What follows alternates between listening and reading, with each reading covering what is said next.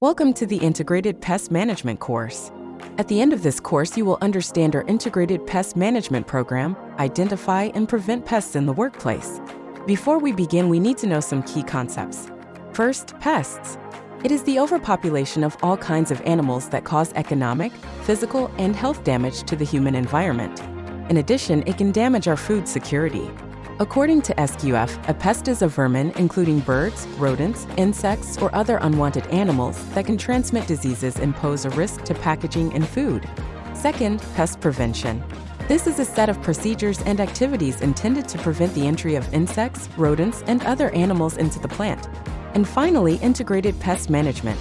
It is the use of all necessary resources through standardized operating procedures to minimize the hazards caused by the presence of pests.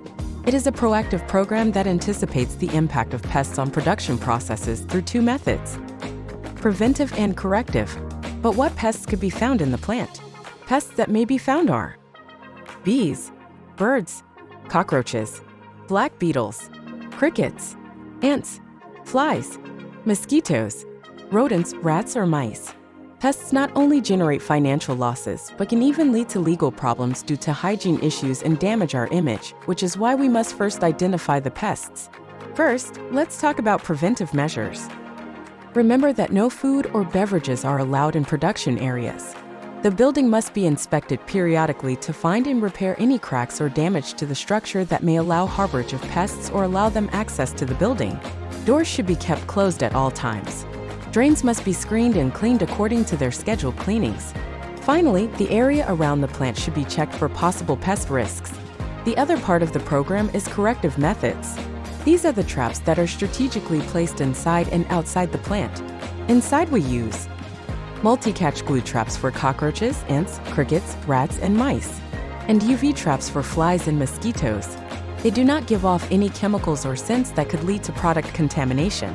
Outside, we use traps for rats or mice, which contain a bait that gives off a scent to attract the attention of the animals. And how can we contribute to pest control? Respecting and taking care of the traps. Report pests in the plant to your supervisor or team lead. Do not consume food in the production and warehouse areas.